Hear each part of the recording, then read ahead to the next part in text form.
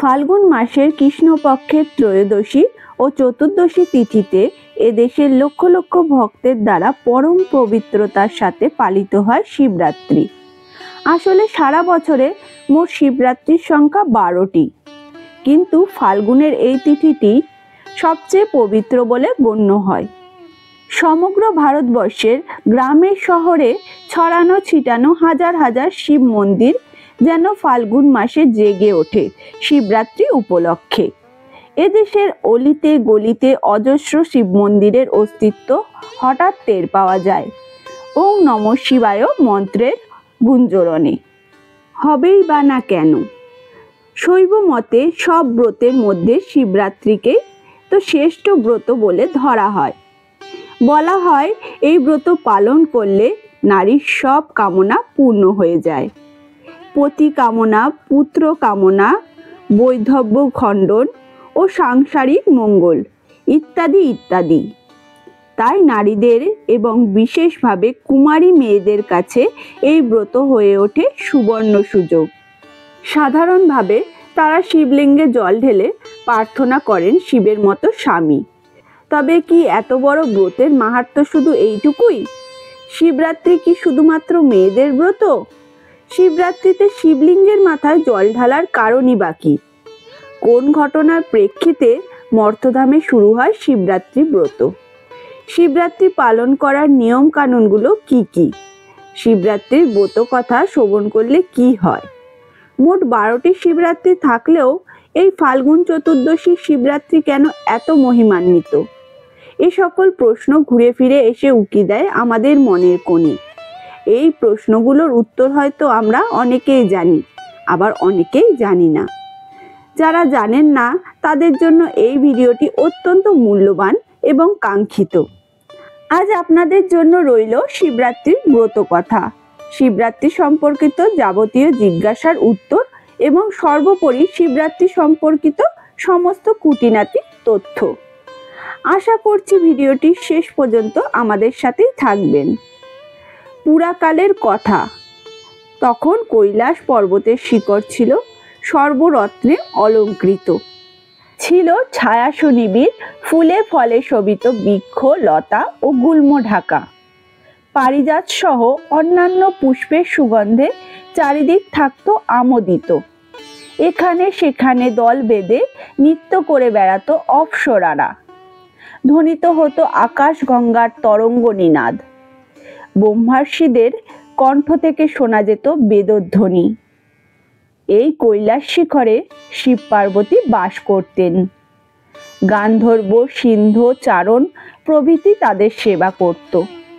পরম সুখে ছিলেন শিব পার্বতী। একদা পার্বতী শিবকে প্রশ্ন করলেন, ভগবান, আপনি ধর্ম, অর্থ, কাম ও মোক্ষদাতা। আপনি কোন ব্রত বা তপস্যায় সন্তুষ্ট হন? দেবী পার্বতীর কথা শুনে শিব বললেন, দেবী, ফাল্গুনের কৃষ্ণপক্ষের চতুর্দশীর রাত্রি হলো শিবরাত্রি। এই রাত্রিতে উপবাস করলে আমি অত্যন্ত সন্তুষ্ট হই। স্নান, বস্ত্র, ধূপ, পুষ্প ও অর্চনায় আমি যতটুকু সন্তুষ্ট হই তার চেয়ে বেশি সন্তুষ্ট হই শিবরাত্রির উপবাসে। তিনি আরও বলেন, ব্রত পালনকারীরা ত্রয়োদশীতে স্নান করে সংযম পালন করবে, স্বপক্ষ নিরামিষ বা হবিষ্যান্ন ভোজন করবে। ভূমি বা বালু বিছানো যজ্ঞবেদী অথবা কুশ বিছিয়ে শয়ন করে আমার তথা ওম নমঃ শিবায় নাম স্মরণ করতে থাকবে। রাত্রি শেষ হলে শয্যা ত্যাগ করে প্রাতঃক্রিয়াদি করবে এবং অন্যান্য আবশ্যক কার্যাদি করবে। সন্ধ্যায় যথাবিধি পূজাদি করে বিল্বপত্র সংগ্রহ করবে। তারপর নিত্যক্রিয়াদি করবে। অতঃপর যজ্ঞবেদীতে, সরোবরে, প্রতীকে বা প্রতিমায় বিল্বপত্র দিয়ে আমার পূজা করবে। একটি বিল্বপত্র দ্বারা পূজা করলে আমার যে প্রীতি জন্মে, সকল প্রকার পুষ্প একত্র করে কিংবা মণি, মুক্তা, প্রবাল বা স্বর্ণ নির্মিত পুষ্প দিয়ে আমার পূজা করলেও আমার তার সমান প্রীতি জন্মে না। প্রতি প্রহরে স্নান করিয়ে আমার পূজা করবে। পুষ্প, গন্ধ, ধূপাদি দ্বারা যথোচিত অর্চনা করবে। প্রথম প্রহরে দুগ্ধ বা দুধ, দ্বিতীয় প্রহরে দধি বা দই, তৃতীয় প্রহরে ঘৃত বা ঘি এবং চতুর্থ প্রহরে মধু দিয়ে আমাকে স্নান করাবে এবং পূজা করবে। এছাড়া যথাশক্তি নিত্য গীতাদি দ্বারা আমার প্রীতি সম্পাদন করবে। হে দেবী, এই হলো আমার প্রীতিকর ব্রত। এ ব্রত করলে তপস্যা ও যজ্ঞের পুণ্য লাভ হয় এবং 16 কলায় দক্ষতা জন্মে। এ ব্রতের প্রভাবে সিদ্ধি লাভ হয় এবং অভিলাষী ব্যক্তি সপ্তদ্বীপা পৃথিবীর অধীশ্বর হয়। শিব পার্বতীকে আরো বলেন, এবার শিব চতুর্দশী তিথির মাহাত্ম্য বলছি শোনো। একদা সর্বগুণযুক্ত বারাণসী পুরীতে ভয়ঙ্কর এক ব্যাধ বাস করত। বেটে খাটো ছিল তার চেহারা, আর গায়ের রং ছিল কালো। চোখ আর চুলের রং ছিল কটা। নিষ্ঠুর ছিল তার আচরণ। ফাঁদ, জাল, দড়ির ফাঁস এবং প্রাণী শিকারের বিভিন্ন হাতিয়ার ছিল তার বাড়িতে। একদিন সে বনে গিয়ে অনেক পশু শিকার করলো। তারপর পশুদের মাংস নিয়ে নিজের বাড়ির দিকে রওনা হলো। সে পথে শ্রান্ত হয়ে বনের মধ্যে বিশ্রামের জন্য একটি বৃক্ষমূলে শয়ন করলো এবং নিদ্রিত হলো। সূর্য অস্ত গেল, এলো ভয়ঙ্কর রাত্রি। ব্যাধ জেগে উঠল। অন্ধকারে কিছুই তার দৃষ্টিগোচর হলো না। অন্ধকারে হাতড়ে হাতড়ে সে একটি শ্রীফল বৃক্ষ অর্থাৎ বিল্ব বৃক্ষ পেল। সেই বিল্ব বৃক্ষে তার মাংসভার বেঁধে রাখলো।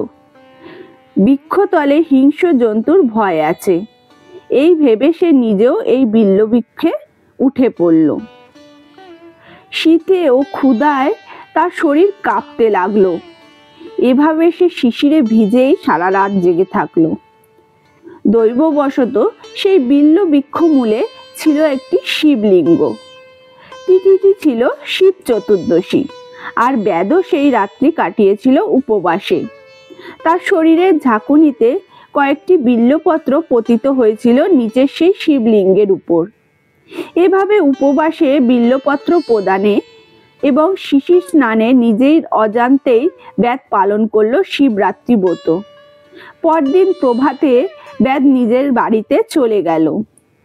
বাড়িতে গিয়ে ভোজন করার আগে একজন অতিথির আগমন ঘটল তার গৃহে। অগত্যা ব্যাধ তার খাবার তুলে দিল সেই অতিথির মুখে। ফলে তার শিবরাত্রি ব্রতের পালন ও সুসম্পন্ন হলো। দেবী, তিথি মাহাত্ম্যে কেবল বিল্বপত্রে আমার যে প্রীতি হয়েছিল, স্নান, পূজা বা নৈবেদ্যাদি দিয়েও সে প্রীতি সম্পাদন সম্ভব নয়। তিথি মাহাত্ম্যে ব্যাধ মহাপুণ্য লাভ করেছিল। কালক্রমে ব্যাধের আয়ু শেষ হলো। যমদূত তার আত্মাকে নিতে এসে তাকে যমপাশে বেঁধে ফেলতে উদ্যত হলো। অন্যদিকে আমার প্রেরিত দূত যমদূতদের সাথে বাদানুবাদে লিপ্ত হলো এবং অবশেষে ব্যাধকে শিবলোকে নিয়ে এলো। আর আমার দূতের দ্বারা আহত হয়ে যমদূত যমরাজকে নিয়ে আমার কাছে এলো। দ্বারে আমার অনুচর নন্দীকে দেখে যম তাকে সব ঘটনা বললেন। এই ব্যাধ সারা জীবন ধরে কুকর্ম করেছে, জানালেন যম। তার কথা শুনে নন্দী বললেন, ধর্মরাজ, নিঃসন্দেহে ওই ব্যাধ একজন দুরাত্মা। সে সারা জীবন অবশ্যই পাপ করেছে, কিন্তু শিবরাত্রি ব্রতের মাহাত্ম্যে সে পাপ মুক্ত হয়েছে এবং শিবের কৃপায় শিবলোকে এসেছে। নন্দীর কথা শুনে বিস্মিত হলেন ধর্মরাজ। তিনি শিবের মহানুভবতার কথা ভাবতে ভাবতে যমপুরীতে চলে গেলেন। এরপর থেকে শিবরাত্রি ব্রতকারীদের উপর সমস্ত অধিকার ত্যাগ করলেন ধর্মরাজ যম। শিবের মুখে ব্রতকথা শ্রবণ করে বিস্মিত হলেন শিবজায়া হিমালয়া কন্যা পার্বতী। এই মহাপবিত্র শিবরাত্রি ব্রতের মাহাত্ম্য নিকটজনের কাছে বর্ণনা করলেন তিনি। তারা তা জানালেন পৃথিবীর বিভিন্ন রাজাকে। এভাবে শিবরাত্রি ব্রত পৃথিবীতে প্রচলিত হলো। শিবরাত্রির এই দিনটিতেই শিবলিঙ্গ রূপে প্রথম প্রকাশ পেয়েছিলেন। পুরাণ বলছে এই দিন শিব ও পার্বতীর বিয়ে হয়েছিল। বলা হয় এই দিনটিতেই উত্তর গোলার্ধের আকাশে গ্রহ নক্ষত্রের সংস্থান এমন হয় যাতে মানুষ তার আধ্যাত্মিক এবং অন্যান্য শক্তি বিশেষভাবে জাগ্রত করে তুলতে পারে।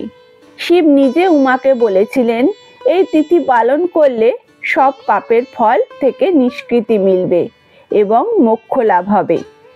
শিবরাত্রির দিনেই মহাদেব তাণ্ডব নৃত্য করেছিলেন, আর তারপর থেকেই এই নৃত্য পৃথিবী বিখ্যাত হয়ে যায়। শিবরাত্রি ব্রত শুধু অবিবাহিত মেয়েরাই নন, বিবাহিত মেয়েরা এমনকি ছেলেরাও করতে পারেন। শুধু মহাদেবের মতো স্বামী চেয়ে বরই নয়, সাফল্য এবং সমৃদ্ধি চেয়েও এই ব্রত করা যায়। শিবরাত্রি ব্রত করলে অশুভ শক্তি থেকে মুক্তি মেলে। নিশিত কলা বা যে সময়ে শিবলিঙ্গের রূপ ধারণ করেছিলেন সেই সময়ে শিবরাত্রি ব্রত উদযাপনের উপযুক্ত সময়।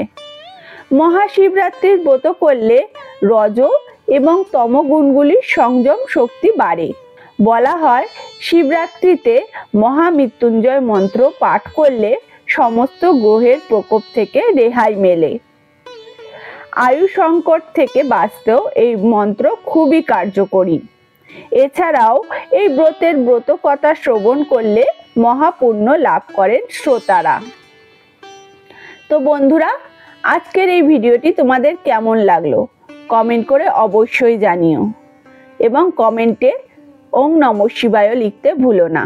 আর এই ধরনের নতুন নতুন ভিডিও পাওয়ার জন্য আমাদের চ্যানেলটিকে সাবস্ক্রাইব করে বেল আইকনে ক্লিক করে রেখো। তো আজকের জন্য এইটুকুই। আবার নতুন একটি ভিডিও নিয়ে খুব শীঘ্রই হাজির হয়ে যাচ্ছি। নমস্কার।